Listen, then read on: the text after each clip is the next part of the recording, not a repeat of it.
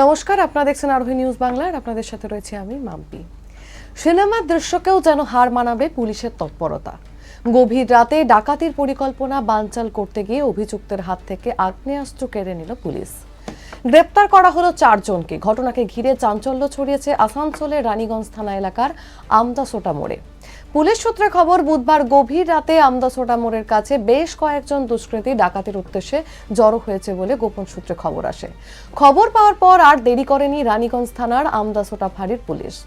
দ্রুত একটি দল ঘটনাস্থলের দিকে রওনা দেয়। অভিযোগ, পুলিশকে ঘটনাস্থলে আসতে দেখেই অভিযুক্তদের মধ্যে একজন আচমকা আগ্নেয়াস্ত্র বের করে। পুলিশকে ভয় দেখিয়ে গুলি চালানোর চেষ্টা করা হয় বলেও অভিযোগ। মুহূর্তের মধ্যে পরিস্থিতি অত্যন্ত উত্তেজনাপূর্ণ হয়ে ওঠে, তবে পিছিয়ে যায়নি পুলিশ।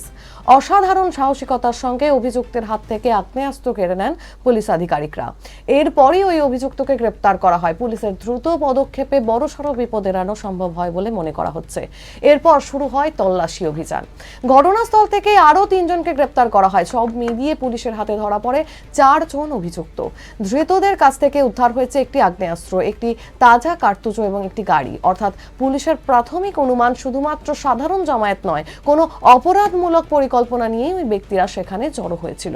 প্রাথমিক তদন্তে জানা গিয়েছে ধৃত 4 জনই বীরভূম জেলার বাসিন্দা। তবে এই 4 জনের সঙ্গে আরো কারা যুক্ত, তারা কি আগে থেকেই কোনো বড় অপরাধী চক্রের সঙ্গে যুক্ত, এর আগে তাদের বিরুদ্ধে কোনো মামলা রয়েছে কিনা, এই সমস্ত বিষয় খতিয়ে দেখছে পুলিশ। তবে পুলিশের অভিযান সম্পূর্ণ সফল হয়নি, কারণ ঘটনাস্থলে থাকা দলের আরো 2 সদস্য অন্ধকারের সুযোগ নিয়ে পালিয়ে যেতে সক্ষম হয় বলে জানা গিয়েছে। পলাতক 2 অভিযুক্তকে ধরতে ইতিমধ্যে বিভিন্ন জায়গায় তল্লাশি শুরু হয়েছে। তাদের সম্ভাব্য আস্তানা এবং পরিচিতদের সম্পর্কেও খোঁজ খবর নেওয়া হচ্ছে। একই সঙ্গে ধৃতদের জিজ্ঞাসাবাদ করে এই ডাকাতির পরিকল্পনার নেপথ্যে আরো কারো ভূমিকা রয়েছে কিনা সেটাও জানার চেষ্টা করছে তদন্তকারীরা। উদ্ধার হওয়া গাড়িটিও তদন্তের ক্ষেত্রে গুরুত্বপূর্ণ সূত্র হতে পারে বলে মনে করা হচ্ছে। গাড়িটি কোথা থেকে আনা হয়েছিল, কার নামে রয়েছে এবং এর আগে কোনো অপরাধে সেটি ব্যবহার করা হয়েছে কিনা সেসব বিষয়েও তদন্ত চালানো হচ্ছে। পুলিশের হাতে আগ্নেয়াস্ত্র উদ্ধার হওয়ায় ঘটনাটিকে যথেষ্ট গুরুত্ব দিয়ে দেখছেন তদন্তকারীরা, কারণ ডাকাতির পরিকল্পনার সঙ্গে অস্ত্রের উপস্থিতি থাকায় পরিস্থিতি আরো গুরুতর হয়ে উঠেছিল। স্থানীয় সূত্রে জানা গিয়েছে, গভীর রাতে পুলিশের এই অভিযানের খবর ছড়িয়ে পড়তেই এলাকায় ব্যাপক চাঞ্চল্য তৈরি হয়। পুলিশের তৎপরতা এবং অভিযুক্তের হাত থেকে অস্ত্র কেড়ে নেওয়ার ঘটনায় এখন আলোচনার কেন্দ্র। একদিকে 4 জন গ্রেপ্তার, অন্যদিকে আরো 2 অভিযুক্ত পলাতক। ফলে তদন্ত এখনো সম্পূর্ণ হয়নি।